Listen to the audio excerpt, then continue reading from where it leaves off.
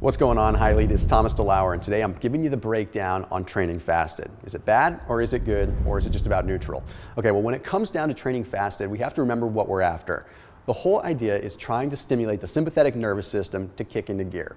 The sympathetic nervous system is kicked in whenever you are stressed out or exercising, but it's also kicked in whenever you have a lack of food. So doing the math, training in a fasted state, exercising when you don't have food in the system, obviously ends up putting you into an extreme sympathetic nervous system mode.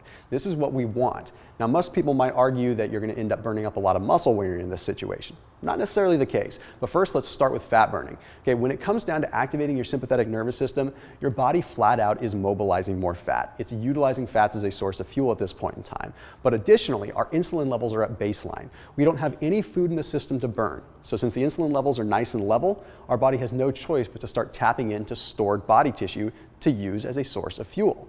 Now, some might argue, well, doesn't this end up meaning that you're going to break down protein? No, not at all. In fact, the Journal of Applied Physiology did a study where they took two different groups. Okay, one group ended up training in a fasted state after fasting completely overnight, and the other group did not. The other group trained in a fed state.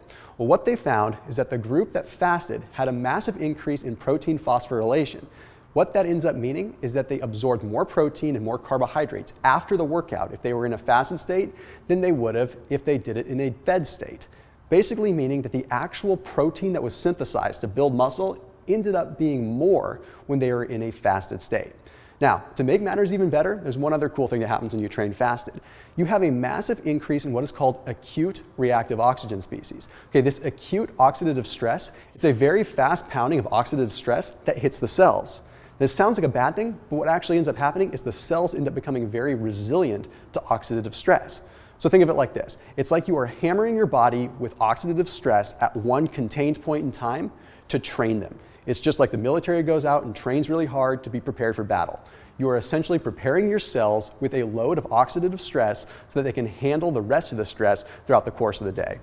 Those are just three main reasons why you may want to consider training fasted. And as always, HYLETE, make sure you're keeping it locked in here for more videos that can help you stay in the tip-top shape that you want to be in. And as always, make sure you check out the full line of HYLETE gear that's through and through on HYLETE.com. We'll see you soon.